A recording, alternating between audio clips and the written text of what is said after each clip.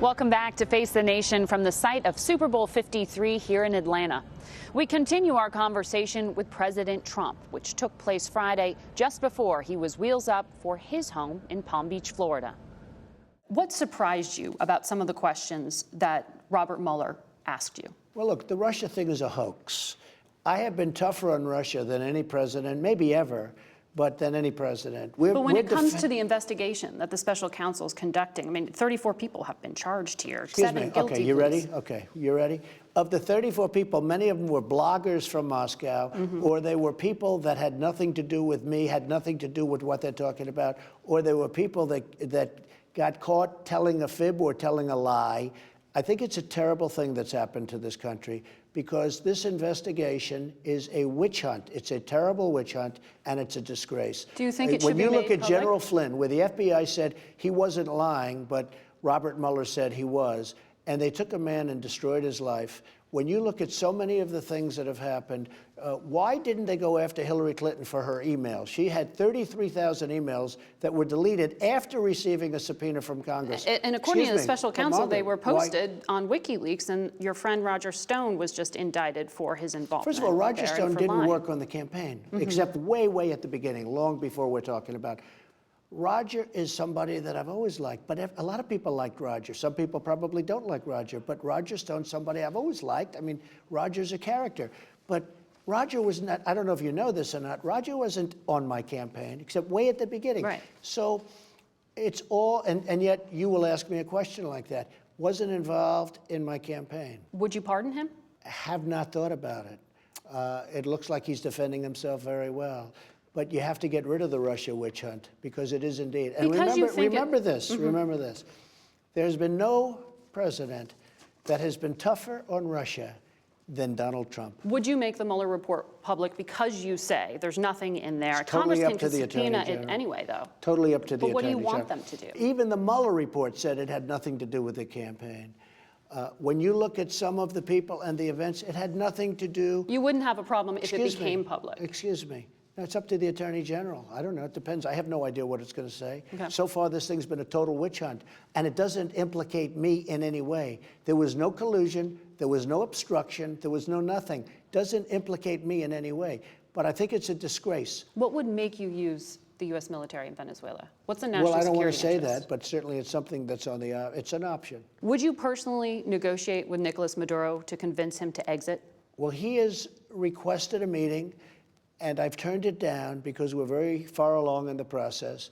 You have a young and energetic gentleman, but you have other people within that same group that have been very, very, if you talk about democracy, it's really democracy in action. When did he We're going to request see a what meeting? happened.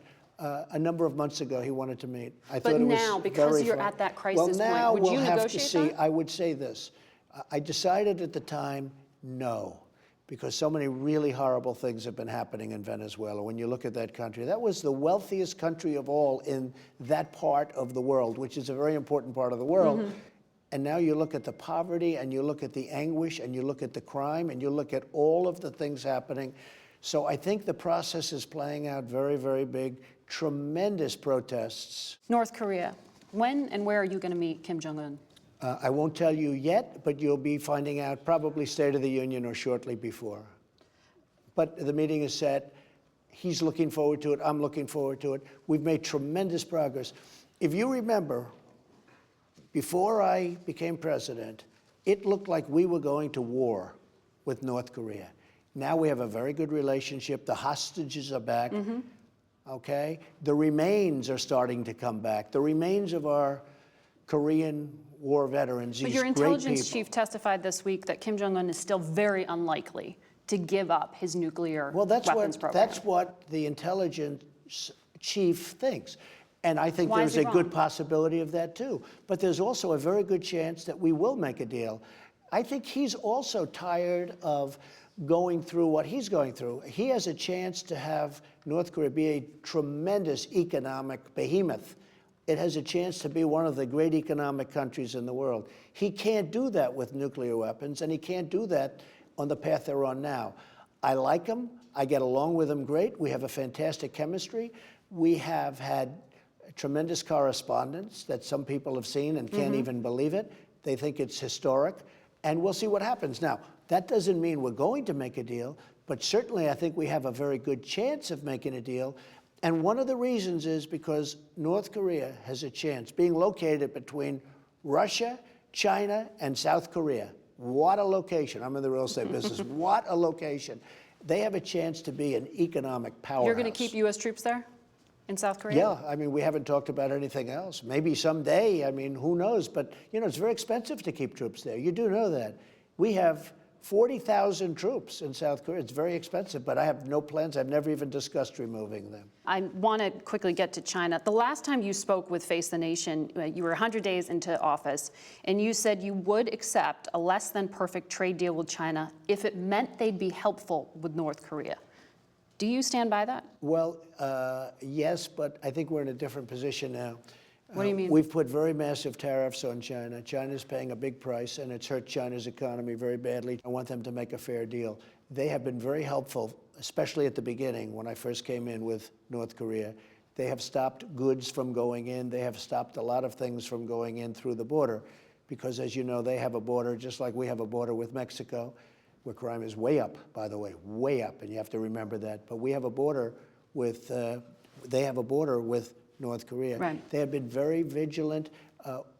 Are they the same now? Probably a little bit less so. But North Korea is absolutely talking, and I think North Korea wants to make a deal. We are making a deal. It looks like we're doing very well with making a deal with China. I can tell you this, no two leaders of this country and China have ever been closer than I am with President Xi. We have a good chance to make a deal. I don't know that we're going to make one, but we have a good chance. And if it is a deal, it's going to be a real deal. It's not going to be a stopgap. Sir, I hear your helicopters. I'm being told to wrap. I appreciate you being generous with your time. Thank you very much, Margaret. Thank you. Thank you.